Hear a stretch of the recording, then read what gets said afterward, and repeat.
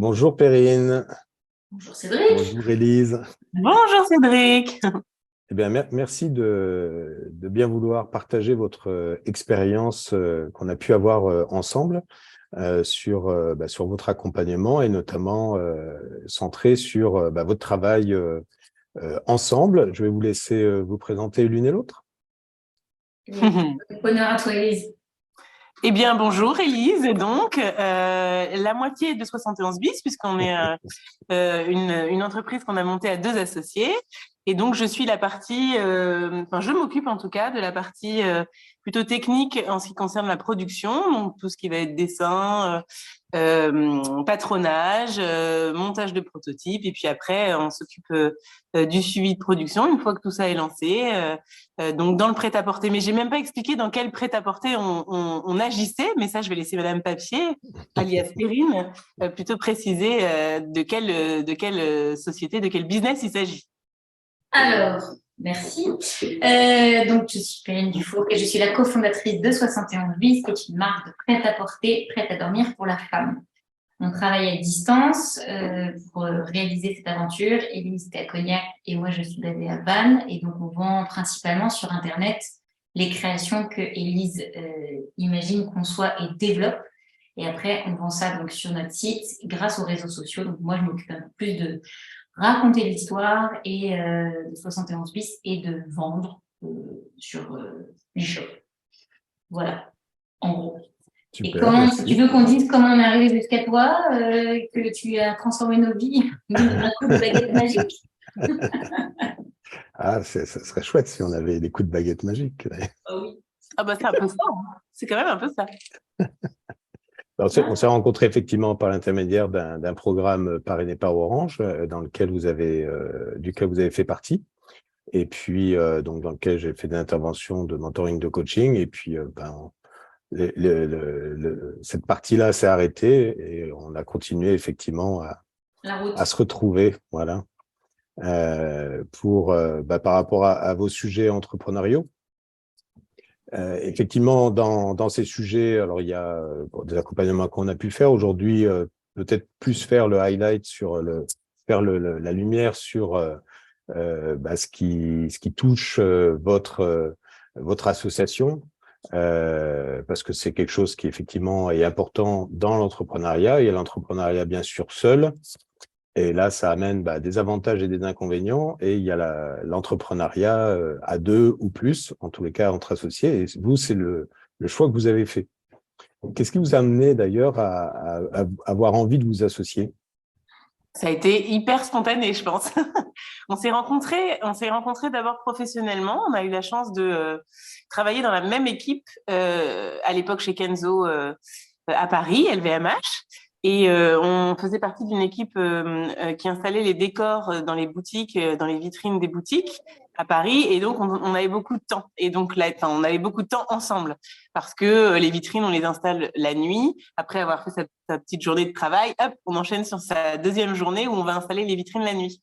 Et quand on faisait ça, on se retrouvait toutes les deux coincées dans un confiné, si je puis dire, dans quelques mètres carrés. Et effectivement, on faisait beaucoup de monde. Et c'est à ce moment-là qu'on a commencé déjà, sans le savoir, à réfléchir à ce qu'on allait pouvoir imaginer plus tard, en fait. C'était vraiment des petites discussions qui n'allaient pas forcément amener sur une association. Mais en tout cas, tout de suite, les liens se sont tissés comme ça.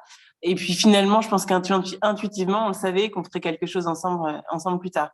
Et puis voilà, cette chance de s'être d'abord connue professionnellement, et puis cette amitié qui s'est tissée évidemment chaque nuit, une fois les boutiques fermées. On en apprend tous les jours. Donc, après avoir passé quelques nuits confinées dans quelques mètres carrés, Voilà. qu'est-ce qui a fait que finalement vous êtes dit, oui, ok, on y va? Perrine, si tu veux, je te laisse répondre. En fait, il n'y a pas eu vraiment de OK, on y va, comme disait très bien Élise. C'était des discussions. On en a eu plein des idées de boîtes. On voulait faire des goûters d'anniversaire pour les gens à Paris. On en a eu plein. Et puis, on s'est quitté physiquement puisque je suis partie vivre aux Pays-Bas. Mais on a continué en fait de beaucoup échanger, de discuter énormément. Moi, j'ai des mails et des mails et des mails depuis 2011. où on s'échange plein de trucs parce qu'on n'était pas à l'époque des réseaux sociaux comme là, donc c'était vraiment à l'ancienne. C'était marrant. Donc en fait, on s'est nourris mutuellement pendant plusieurs années de ah j'ai trouvé ça, j'ai trouvé ci, puis un jour on a dit tiens on y va quoi. C'est devenu plus sérieux et puis je crois qu'il y a eu toi tu as eu l'idée en tout cas de quelle allait être notre entreprise, notre business. Toi, tu as eu l'idée et je crois qu'à partir de ce moment-là, on a vraiment travaillé autour et on s'est pas posé une seule fois la question. On y répondait d'ailleurs il y a pas si longtemps, mais on s'est pas dit veux-tu être mon associé? Ça a pas du tout été ça. Ça a tout de suite été très limpide qu'on montrait quelque chose ensemble et quand Perrine m'a proposé cette idée, j'y suis allée en courant. Je suis pas partie en courant. Elle n'est pas partie. Non, et au début, donc, on s'est lancé comme ça. Et à un moment, alors peut-être que je vais trop vite, mais on a failli être 3. Et on en parlait la dernière fois avec Cédric. Je disais, quand on fait une association, ça devrait faire partie du game de faire des tests comme on a pu avoir la chance de faire Gallup. Donc, on a failli y être 3 et en fait, finalement, on l'a pas fait parce que l'instinct était là et je voyais que moi j'avais plus la moitié de 71 bis que j'avais au départ et c'était pas la direction qu'on devait prendre. Et donc finalement, juste attends, on a dit stop et on s'est lancé que toutes les deux. Et je ne regrette en aucun cas qu'on ait fait ce choix-là. Mais peut-être que ça peut faire partie, je trouve, d'un cheminement où quand il y a des gens il y a peut-être des speed dating d'associés, parce qu'il y a des gens qui ont déjà l'idée ou qui ont déjà monté une boîte et ils cherchent aujourd'hui un associé, ça pourrait être un bon moyen de faire des speed dating d'entrepreneurs. Nous, on n'a pas eu besoin parce qu'on avait déjà la flamme. C'était bon. Vous avez bâti une relation. Alors effectivement, c'est des cas qui sont assez, somme toute, classiques, sur lesquels là tu as ressenti, et c'est bien de t'être intéressé aussi à ton feeling. Tu as ressenti que là, de se mettre à 3, ça allait peut-être ne pas aller dans le sens de ce que tu ressentais par ailleurs, qui était la direction de l'entreprise. Alors, on pourrait parler aussi du principe source qui a été mis en évidence par Peter Killing, dont on a parlé aussi dans certains de nos échanges, qui est cette origine du projet. Donc là, ça a permis effectivement de le ressentir. Du coup, ça, vous l'avez pas fait. Et vous, quand vous êtes lancés ensemble, même si on comprend que ça s'est fait un peu comme la grenouille dans la casserole avec la température qui monte et là, sans que vous vous en rendiez compte, vous étiez cuit. C'est ça. C'est exactement ça. Mais est-ce qu'à un moment, vous êtes posé des questions sur votre association? Mais peut-être plus tard, d'ailleurs. Alors, nous, autour de nous, les gens nous ont posé beaucoup de questions, par contre. Nous, c'est vrai que ça a été assez limpide. Je pense que même déjà quand on était encore chez Kenzo à l'époque, notre boss nous disait toujours vous lâcherez pas, hein, j'espère que vous allez faire quelque chose ensemble parce que même pour lui c'était assez évident finalement. Donc il y a pas eu, nous on s'est vraiment pas, ça a été assez limpide. Par contre c'est vrai qu'on nous a beaucoup posé la question de êtes-vous sûr l'une de l'autre que voilà quand on monte un business c'est un peu comme un mariage, est-ce que vous êtes sûr à distance, est-ce que c'est pas compliqué? On nous a, moi, je me souviens qu'en tout cas, il y avait eu beaucoup de questions dans ce sens, au même titre que la répartition des parts. Ah bon, mais attention, faut pas faire forcément 50-50. Voilà, il y a eu beaucoup d'injonctions de l'extérieur. Ça, c'est vrai. Effectivement, t'en parlais, Perrine, c'est que ça mériterait, comme se faisait, parce qu'aujourd'hui, c'est aussi quelque chose qui part en désuétude, la préparation au mariage, ça mériterait effectivement de faire une préparation, des choses qui existent et qu'on peut faire d'ailleurs. Nous, on s'est rencontrés après, mais ça permet de voir clair et se poser déjà des questions qu'on ne s'est peut-être pas posées. C'est un peu tourne-boulant, entre guillemets, parce que nous, on s'est lancé en mode « allez, on y va » et on avait un statut d'auto-entrepreneur, pour tout dire. Et c'est qu'au bout d'un certain temps, on s'est dit « bon, là, on a une certaine stabilité, passons en SAS ». Et c'est moi, cette période où j'ai eu l'impression d'être un peu passée à la moulinette par l'avocat qui nous a rédigé nos statuts, qui nous a pas mal challengé en posant des questions un peu dérangeantes de trucs un peu négatifs. Et je pense que c'est nécessaire de passer par là. Mais moi, c'est l'événement qui m'a le plus marqué. Et effectivement, sur pourquoi toi, tu n'attends pas, pourquoi c'est pas elle qui attend pas, pourquoi c'est pas l'inverse, pourquoi c'est ceci, cela. Et ça, moi, j'y connaissais rien, donc c'est vrai que c'est une grande découverte. Mais c'est très formateur. Oui, puis c'est important de passer par là parce que ça met à plat aussi justement l'association. En fait, nous, c'était assez limpide, assez fluide, assez évident, mais en fait, ça pose les choses à plat de manière concrète et professionnelle, quoi. On n'est plus sur une relation amicale au sein d'une entreprise qui n'est pas la nôtre. Là, c'est différent.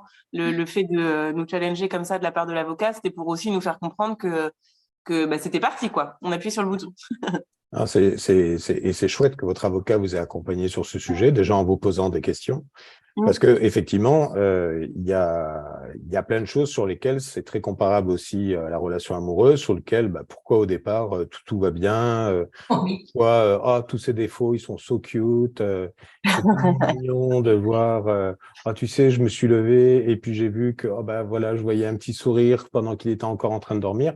Puis 3 ans après, c'est regarde-moi ça, gros con, c'est toujours pas le dessus, c'est moi qui me lève toujours la première, tu vois. Et ça, oui. Mais ça, c'est justement dans les choses qui sont à clarifier. Donc, c'est de rendre effectivement au clair des choses que des fois on voit avec un prisme, ou des fois on ne voit pas, ou on n'a pas abordé, pour que d'une situation dans laquelle on pourrait idéaliser l'autre, on arrive sur quelque chose sur lequel on est avec des prises de conscience.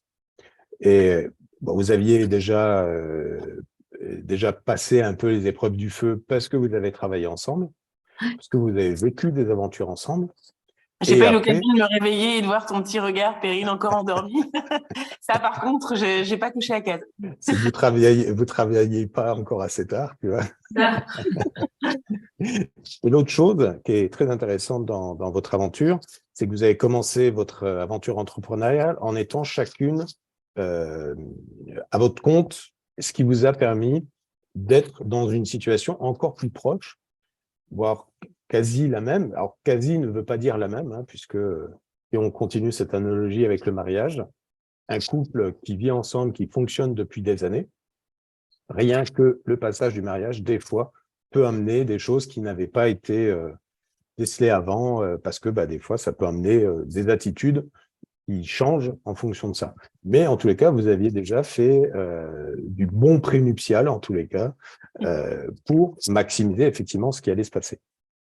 Et comme vous le disiez, du coup, à un moment, on s'est intéressé à ça, on s'est intéressé à votre fonctionnement. Là-dessus, tu as parlé de Gallup, effectivement, une des approches que j'utilise s'appelle Gallup. Enfin, c'est un identificateur de talent. Gallup étant une entreprise américaine qui a travaillé sur les talents depuis plus de 40 ans. Ils sont très connus aux US comme étant une boîte de sondage. En fait, ça, c'est dans leur origine. Et en étudiant l'excellence, ils ont identifié des choses qui retrouvaient chez certaines personnes, pas chez d'autres, etc. Et de ça, ils en ont identifié ce qu'aujourd'hui, on appellerait les 34 talents, les 34 forces, au travers un identificateur de talent qui s'appelle Clifton Strand 34. Donc ça, c'est celui qu'on a utilisé ensemble. Il y en a quelques-uns complémentaires. Et quand on a utilisé ça, je vous ai proposé effectivement d'aller plus loin dans votre connaissance individuelle pour pouvoir aller sur votre connaissance d'associé, parce que ça passe d'abord par l'individuel. Déjà, est-ce que vous pouvez partager individuellement, avant de passer sur la mise en commun entre associés, mais déjà individuellement, qu'est-ce que ça vous a apporté? Vas-y.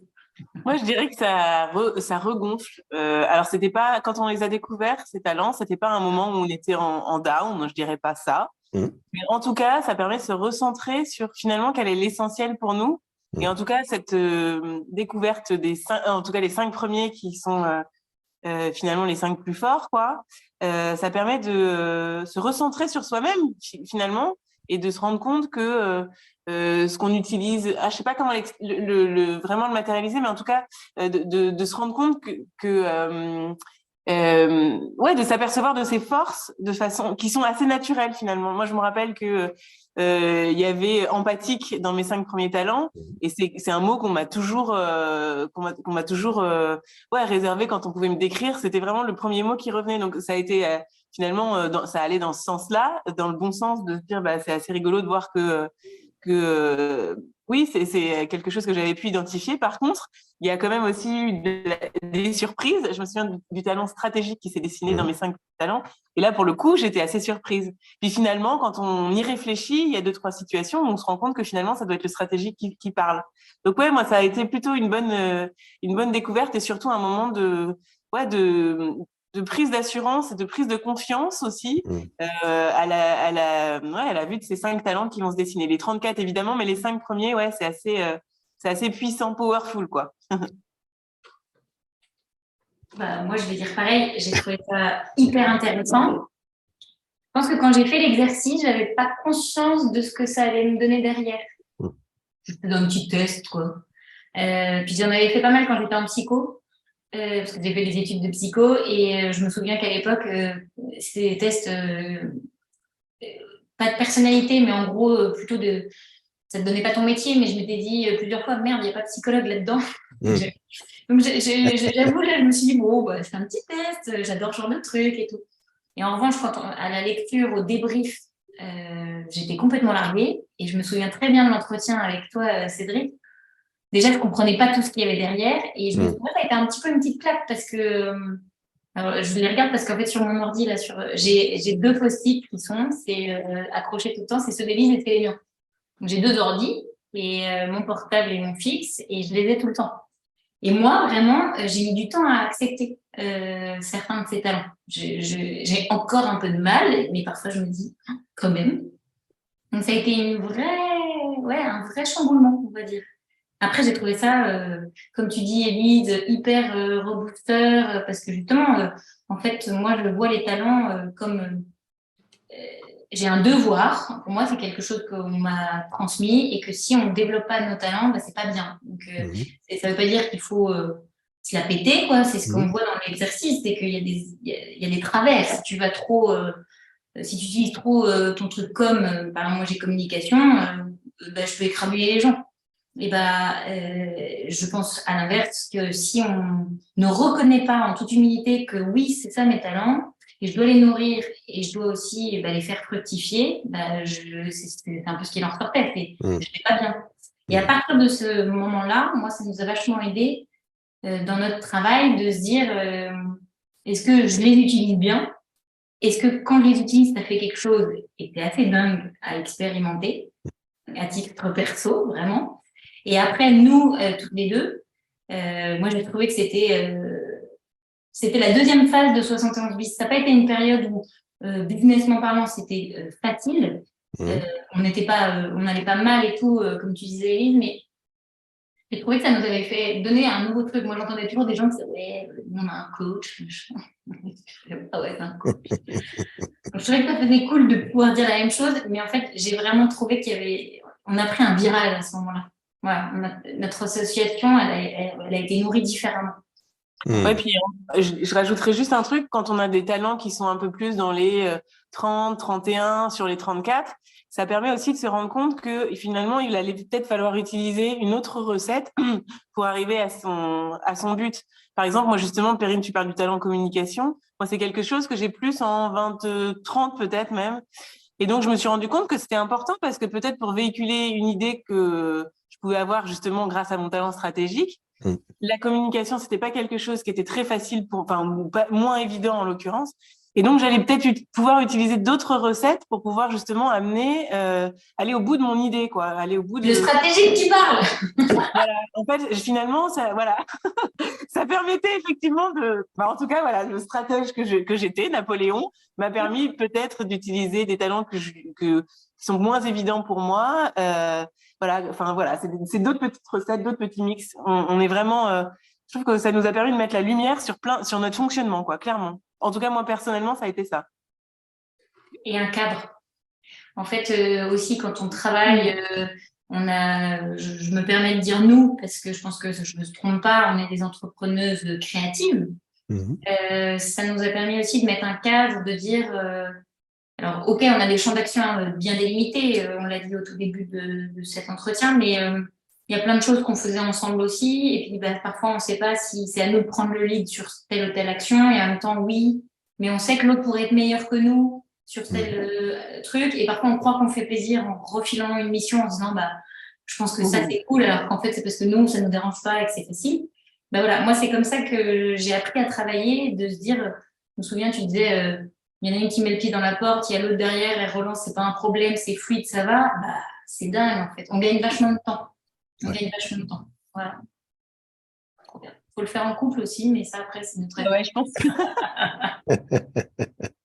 Là, va falloir voir avec les messieurs. Écoute, j'ai aussi la chance de pouvoir accompagner des associés en couple. J'ai jamais eu de sollicitation purement pour des couples ou pour une préparation au mariage, mais pourquoi pas, hein. Je pense que ça apporterait énormément de choses. Et entre des associés qui sont par ailleurs en couple, oui, ça leur permet aussi de comprendre des choses qui sont dans le fonctionnement de leur couple ou les dysfonctionnements, hein, parce que ça peut être aussi des dysfonctionnements, très clairement. Alors, justement, tu disais tout à l'heure, Perrine, que toi, tu as remarqué un virage après le fait que vous ayez commencé à mettre en commun vos talents. Est-ce que là, tu as commencé à en dire quelque chose? Que tu veux nous dire d'autres choses que tu as remarquées sur ce virage, justement? Alors, la mise en commun, déjà, c'était rigolo aussi de voir qu'on avait des talents en commun. Mais même, alors, je ne sais pas si c'est souvent le cas dans des associés, mais entre associés, mais moi, j'ai trouvé ça fou. On a quand même 3 en commun. Ouais, dans les 5 premiers, ouais, on en a 3 en commun. Oui, moi, quand je parle, je parle toujours que des 5 premiers, parce que le reste, ça fait trop à retenir pour mon petit cerveau de moineau. Donc, dans les 5 premiers, tu as raison de le repréciser, on en a 3 en commun, donc je trouvais ça assez fou. Redis-moi ta question, c'est vrai, pour pas que je m'éparpille trop. Tu me disais que après ça, pour toi, tu as vu un virage qui s'est passé dans votre fonctionnement. Donc, si tu veux nous donner plus savoir, avant comment c'était, après comment c'était, ou toi, qu'est-ce que tu as pu constater au travers ce virage? Alors moi, j'ai un souvenir, tu m'excuseras Élise, hein, après c'est vrai que le couple, parce que tu ne veux pas le diffuser, mais pour moi, ça a été révélateur. Je me souviens, peut-être que tu vois ce que je vais dire. Donc moi, je m'occupe de la com et donc je m'occupe de la presse. Et régulièrement, je me disais, bon, bah, je vais pas prendre telle personne au téléphone, ce journaliste ou ce truc, parce qu'il faut pas que je sois toujours sur le devant de la scène. Donc je refile le truc à Élise. Et le jour où finalement Élise m'a dit qu'en fait, elle aimait pas trop, ça a été un peu une révélation parce qu'en fait, je pensais lui faire plaisir et j'essayais d'être dans l'égalité en me disant, bah, c'est normal aussi.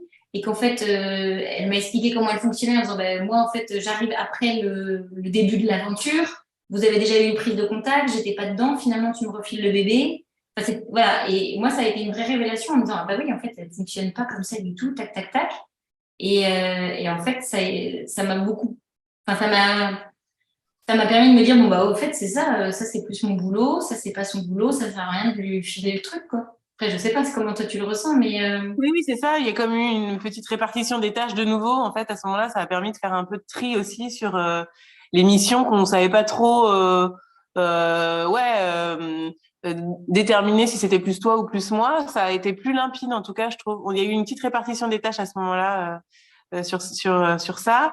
Et puis oui, je pense une vraie prise de conscience que bah oui, pareil, j'allais rebondir aussi sur les talents qu'on a en commun parce que au final, ça prouve vraiment qu'on va dans le bon sens. Ça prouve que cette association, c'était pas juste une question d'amitié où on s'entend bien. Il y a vraiment un truc derrière tout ça. J'ai trouvé ça assez puissant.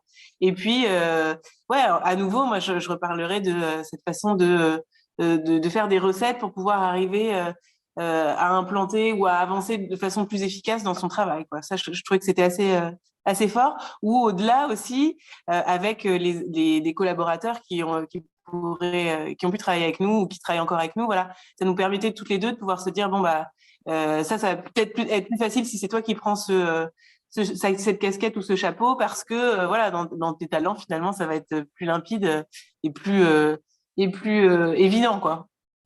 Ouais, tout à fait. Mais c'est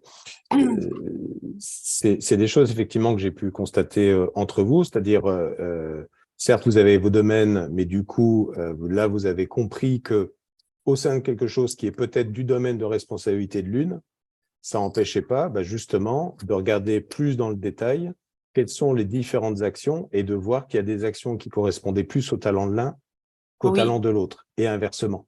Et que c'était pas forcément, chaque action n'était pas forcément dans le domaine de talent de celle qui en avait la responsabilité en tant que domaine. Mais ça, tu nous as beaucoup aidé quand même, parce que même si on pouvait s'en rendre compte, justement, tu nous mettais quand même pas mal le pied à l'étrier de nous dire, ah oui, explique-moi cette situation. Ah, et c'est marrant, tiens, parce que finalement, on se rendait compte que ça faisait partie du talent de Perrine ou de moi, et que, voilà, avec juste un petit regard que tu pouvais nous apporter, ça nous permettait de prendre ce recul qu'on n'arrivait plus à prendre et de faire face à une situation assez évidente finalement. Donc, non, et ça, c'est ça la baguette magique. C'est ça. Et je dirais même des balises. En fait, ça balise un peu aussi. Enfin, c'est pas balisé dans le sens où ça ferme tout. Je trouve que ça, c'est pas le bon mot, je le trouve moche, mais ça met un peu une sorte de processus entre nous, parce qu'on part un peu dans tous les sens et tout, et ça nous mettait un cadre. Voilà, ça nous mettait aussi un cadre de dire, bah voilà, ça rentre dans telle case, bah on peut peut-être imbriquer ça comme ça. Et le fait d'avoir ce cadre aussi, je trouve que ça structure notre relation dans le sens où c'est toujours un peu compliqué d'aller dire à l'autre, est-ce que tu peux faire ça? Enfin, et j'ai trouvé que ça aidait beaucoup dans la relation dans ce sens-là.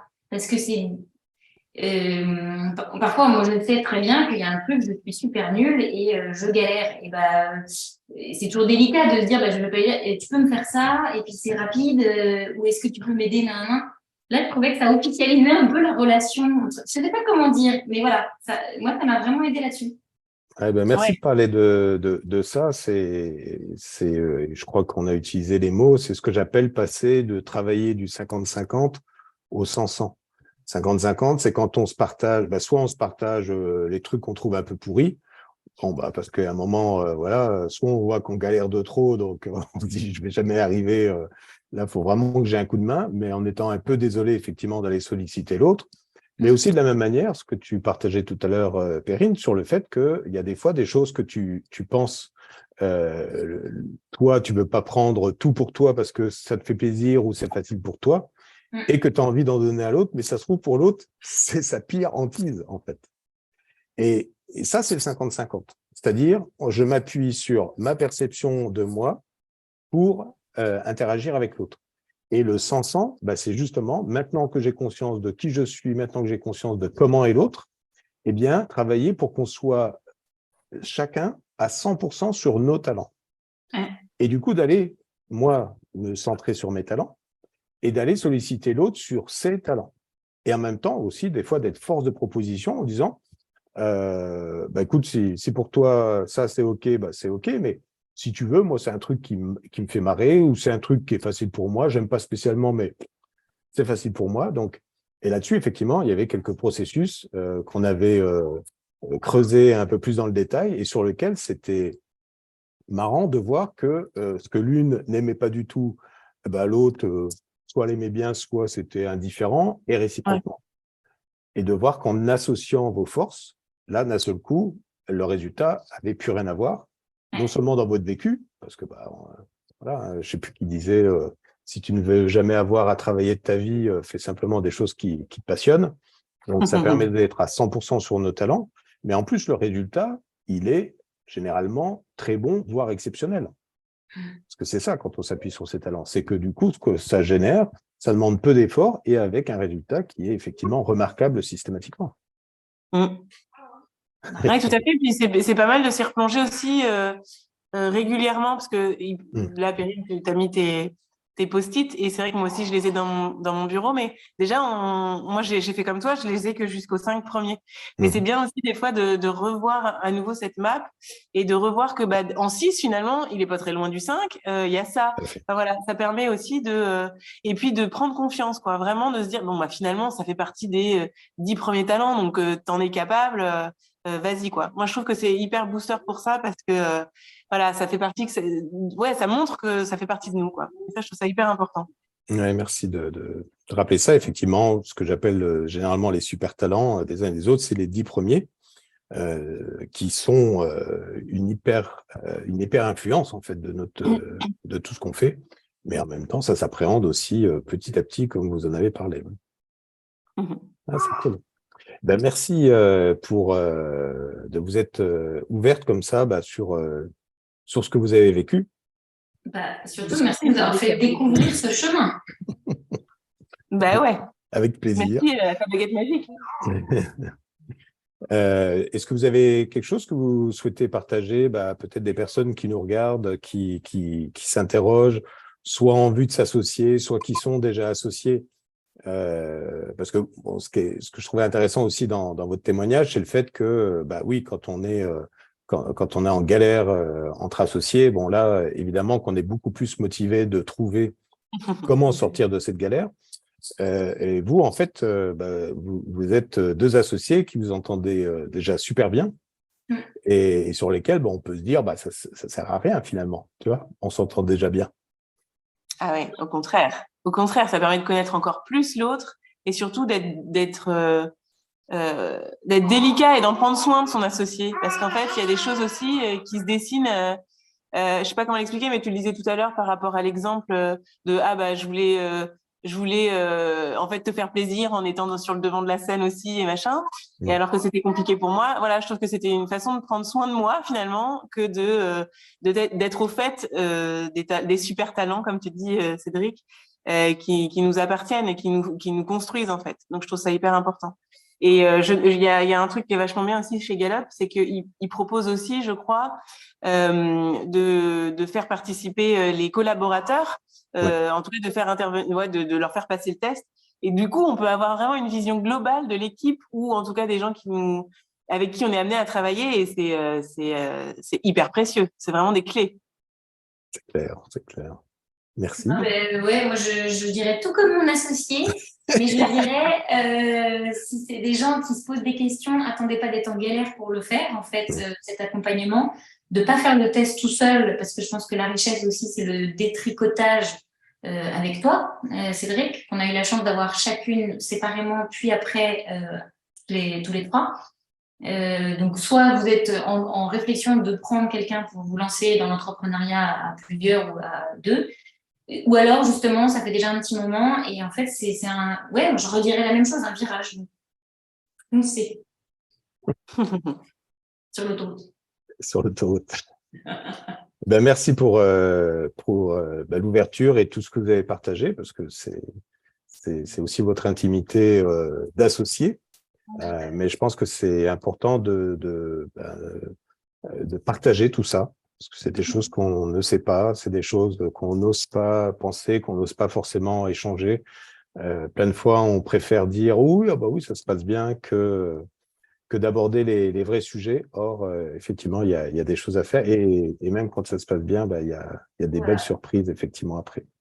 Oui. Et puis, c'est hyper fort de nous voir qu'on avait dans nos 5 premiers talents, on avait 3 talents en commun. Mais je pense que n'ayez pas peur. Si au contraire, vous n'avez pas les mêmes, je pense que c'est aussi une force parce qu'on peut s'appuyer les uns sur les autres. Et je pense que c'est vraiment précieux de le savoir. C'est ça. C'est effectivement une des choses que ça permet de mieux articuler ses talents. Et c'est ce que vous avez fait, notamment au travers aussi le talent stratégique dont tu parlais tout à l'heure, Élise. C'est un talent que vous ne mettiez pas à contribution de la même manière qu'après vous avez fait dans cette mise à contribution. Et toi, ça te permet de l'exprimer, parce qu'effectivement, on a des talents, c'est des cadeaux, et en même temps, l'exigence de ces cadeaux, c'est que on doit les utiliser. Mais c'est toujours être dans le donner et recevoir. C'est-à-dire, on doit les utiliser pour en faire quelque chose et on doit aussi les nourrir. Et ça, c'est nécessaire pour notre bien-être et notre équilibre intérieur. Oui, complètement. Merci beaucoup pour votre partage. Merci Cédric. Merci Cédric.